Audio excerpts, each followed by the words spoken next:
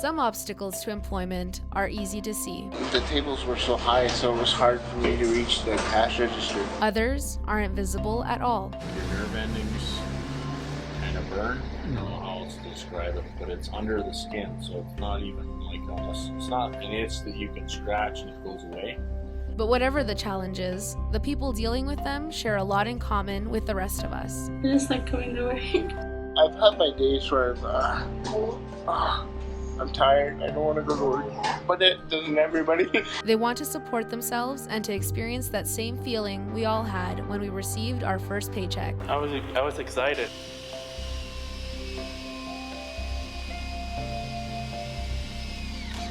Some of the obstacles or doubts employers have about whether they can adapt. One day he asked my late husband, Shane Cripps, if there's a job for him. At the time, Shane discussed with me, but we couldn't figure out what we can get Chris involved at a restaurant. There's a misconception out there sometimes when you first approach employers. And it's because there is misconception, but they're learning that they often think that, oh my goodness, it would be so expensive to hire somebody who has a disability. However, organizations like the Society for Manitobans with Disabilities and the Elevate program for aspiring entrepreneurs with disabilities are reducing those perceived barriers into little more than speed bumps. Christopher Blake has lived in Thompson for 15 years, first coming to the city for a summer in the late 1990s before moving up permanently from Winnipeg a few years later. I'm very proud of my accomplishments from coming from living in Winnipeg, to not being very successful in Winnipeg, struggling. Coming to Thompson has been quite the reward.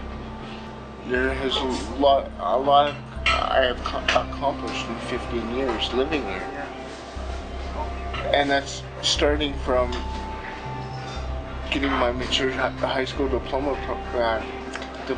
at the UCN Thompson campus. Obtaining permanent employment was one goal that long eluded him. I was here for the summer of '98 working at Walmart, and then in 2005 I just worked the Christmas season at Canadian Tire in the mail order department on the computer. That changed when he landed a job at the Riverview restaurant. I started working at Riverview Restaurant September 1st of 2016. I would say this is my first full-time job. Getting that job was partly the result of an encounter almost 800 kilometers south in Winnipeg. We went to Human Rights Museum in Winnipeg for a tour, and we went in to a wrong side of the door, but we were greeted by a gentleman in his wheelchair, and he was able to direct us to the right side of the museum so that we can get tickets in. At right that moment, Shane said, I know exactly what I can get Chris to do at our restaurant. And he asked me to come to the restaurant because he wanted to see how my wheelchair would get around in the restaurant. And I've been friends with the general manager for a few years now, and so I came into the restaurant, did a loop around the restaurant, and he said, I understand you're still looking for some work. And I said, yeah. And he said, would you like to work in the restaurant? And I said, sure. And I was kind of mini interviewed, and I started the same day actually. Shane Cripps, who owned the Riverview restaurant with his wife Lee, died during a canoeing excursion on the Burntwood River in May 2017. But after their visit to the Museum of Human Rights, he was determined to find a place for Chris in his business. We were going to do it no matter what it costs, but really, it wasn't very expensive at all, the changes that needed to be made to make it wheelchair accessible. Shane's that type of person that once he set up his mind, and there's no barriers. He believes there's no barriers that we cannot overcome working together. The process of integrating Chris into Riverview's staff was not without hiccups. When he had first started, it obviously wasn't very wheelchair friendly. The tools were a bit high. I went to Thompson Supported Employment program to see if I can get them to help me find some way of getting accessibility for the restaurant, and so I want to do the best job that I can, right? Within this program, we also have the ability to look at whether somebody will need accommodations in their workplace, and that can mean physical accommodations. So does the workplace need to have some renovations or be made accessible, or their work site if they need a special desk, or if the workplace is not accessible already, does there need to be equipment put in to make it accessible? We did have to buy two tables. One is where the computer is set up, so the height is at a comfortable level for Chris to be able to work. And also the other table is for packing the takeout food, so that again, if it's really busy, then Chris can also help with packing. His main duty at the restaurant when we hired him is basically to greet customers, to answer phones, and also to take payments. But if he can do some packing when other staff are busy with customer service, we thought it's great. So we have modified that the table and also the heat lamp, that the Shin has to drop it down so that the heat lamp is more at the level to keep the takeout food warm. He also purchased me a wired headset for the telephone, so I could also take takeout orders over the phone. Another organization in Quebec, and it's called Severe Quebec. They fully reimburse us for the cost of those two tables and headset. When he got the new tables, he packed his first bag and said, "Here, Tyler, take a picture." It was nice. He was able to fully do his job after getting a couple little things started. Coming up with a new job that matches a potential employee's abilities is common for employers who have hired workers through the Thompson Supported Employment Program. Well, Danielle came to meet us, and we wanted to get a feel for her personality and see if she would be a good fit for the hotel. And right away, we felt that she'd be a good asset for us.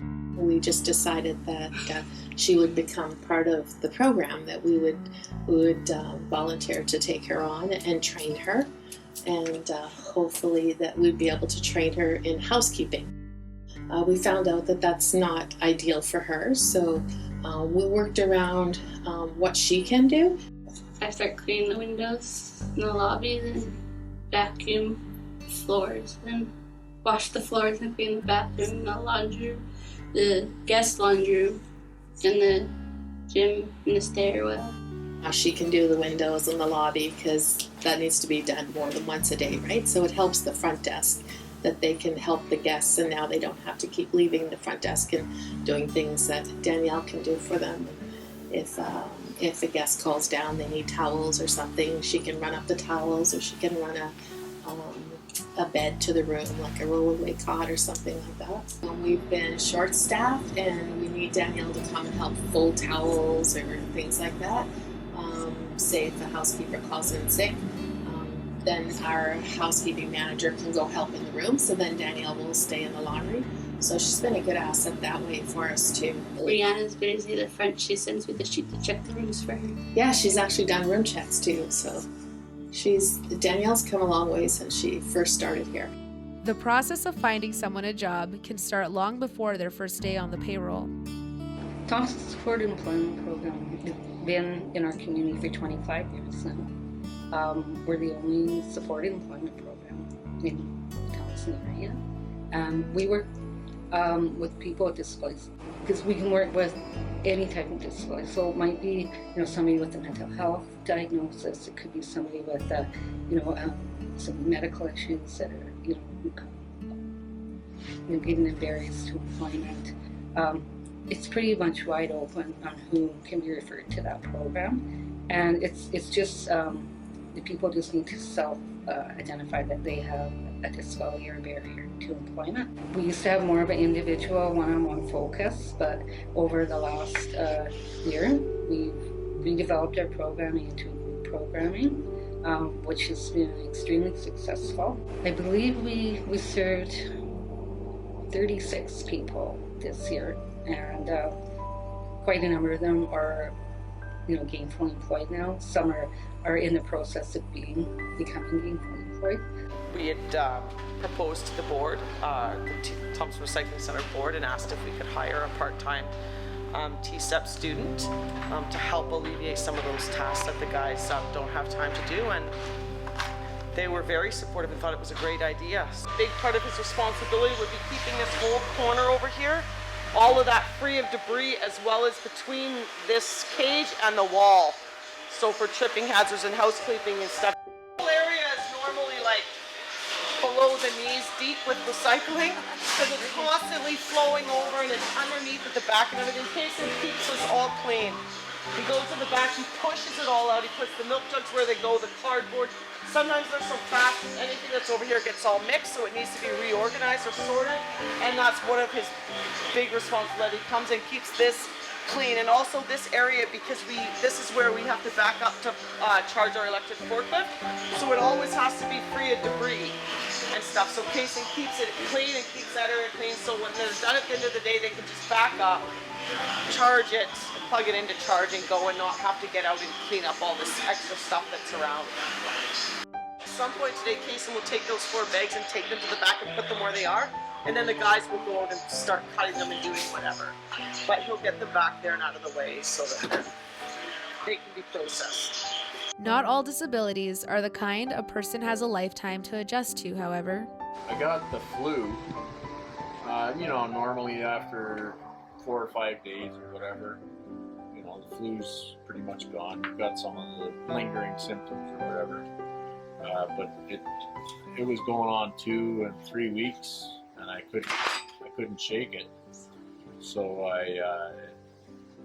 and then my skin started to flare up where it would swell up and get all an itch. And then I started to have instances where my throat would close up and I wouldn't be able to breathe. So like anaphylactic shock, kind of like being allergic to bees or certain types of food. Yeah. And so I ended up in Emerge a few times for that. The first time I went to Emerge, the doctor kept poking my forehead and saying, "Wow, look at that." So it's a little nerve-wracking when the doctor's response is, "That's cool." Not only did this condition, called dermographia, a sort of allergy to contact and pressure, force Don to abandon his 16-year mechanic career. It also came at a time when he was in the midst of home renovations. Because I was trying at the time to renovate, right? To get things ready for my family. These circumstances led to him literally taking his destiny into his own hands. I got sick in March, and then in April, the city sewer backed up in our basement, and so we had to tear the basement apart, and I had already tore the upstairs apart to do renovations, and then got sick, so then it turned into a necessity to figure out how to deal with the situation. So just started looking around to see what was available and started building things with what we had. My brother and my parents came to visit, and they saw some of the stuff I made and mentioned that I should be doing it as a business. I should be selling it to people. Shorty's Upcycling Studio was born, and it has grown since its inception. As like in the original business plan, I was in 3 years, we'd be looking at hiring outside and looking for a storefront. And this is year, well, we're going into year 2 really, right? And he needs a storefront. Key to Shorty's Upcycling Studio's establishment was the Elevate program, designed to help people with disabilities become entrepreneurs and delivered in Thompson by Community Futures North Central Development. What it does is it provides assistance, it provides support, it provides resources for anybody who's qualified, as I said, who wants to become self-employed in business. They have to be self-declared disabled person or a person with a health issue. They legally be able to work in Canada, of course. And the biggest thing here, and Don mentioned it here, he wasn't eligible for provincial assistance. So that precludes him from any other assistance, which is another qualification to be in the Elevate program. It worked out to be perfect timing. So I just happened to be looking for what they just happened to have on the shelf at the time. So it worked out good. Don was the very first Elevate customer client, I guess, in the province of Manitoba. So been a good success story. I was completely ignorant to how to start a business, and especially given my limitations and what I was going through. Because I was just newly diagnosed with I was new to being disabled, I guess. I don't know how to say that, but so it was a learning curve in my life as well as starting the Elevate program. So we were learning a lot of stuff, going through a lot of stuff, and they were very patient with us. So. Don Glenn ended up winning the Manitoba Startup category of the Just Watch Me video contest for entrepreneurs with disabilities in Saskatchewan and Manitoba, despite some reluctance to enter. We would not have even entered the Just Watch Me contest if Dennis didn't keep emailing in a friendly way, right? Because we were just so busy, right? And I was like, okay, I'm going to get to it. And it was very friendly, I'm not in your face, just letting you know the time is coming up. And are you guys? And I think that was very encouraging for me, and then I had to encourage him. He didn't want to take the time to do it. Starting a business not only enabled Don Glenn to support his family when his previous way of doing so was no longer viable, it also made it possible for him to take unsightly, hard to get rid of waste and turn it into something both functional and fetching. It's become so convenient and easy for us to throw things away. We don't look for ways to fix things or ways to utilize things past their prime. It's nice to see when somebody in your community does well. It's even more gratifying to see somebody who's had the kind of obstacles and challenges that Dawn has had do well. For Christopher Blake, the opportunity extended by Riverview Restaurant opened doors to others. One job has led to another job, and I also work part-time doing security at the Thompson Closet. The recipe for his success is nothing too complicated. I show up for my shifts on time, and I'm always willing to help coworkers, customers, just the public in general, because that's the type of person I am. It's been a privilege, really, to be a part of regular society. People with disabilities in the workforce miss way less work than the general population. They're there every day. They've had to in their life learn how to adapt to our inaccessible world, so they're much more adaptable to a workplace. They want to be there, they've worked hard to be there, and so they don't miss work. Christopher Blake, Kaysen Klatt, and Danielle Harablik are just a few examples of how the Thompson-supported employment program has been able to provide the hand up that people with disabilities sometimes need to prove themselves. But they're also evidence that businesses may sometimes be overlooking solutions to their staffing problems. As I said, there are job opportunities in Thompson, but there are the people who lack their training, and this gives them that stepping stone where they can get to training. Some of the people who've been through this program are in 20s. They never had employment, never been working because they didn't have that skills. I would say, of those ones that were willing to do it, they've all been successes this year. We haven't had an employer that said, oh, it's just not working out. Everybody really has the ability to be out in our community, in the workplace, making a competitive wage. Community and jobs and competitive wages are there for everybody. It's not just about whether you have a disability or you don't. That's part of that community is open to everybody. And so I think that's been a really big part of TSEP's for development, and even looking at the importance of having this program in northern Manitoba, because there is that need. No matter what life throws your way, the right supports can help you achieve independence. I don't know, everybody's got their challenges they've got to face, right? Life happens no matter who you are, so you want to try and keep moving forward. It's not a responsibility to me to be working, it's a privilege to be working.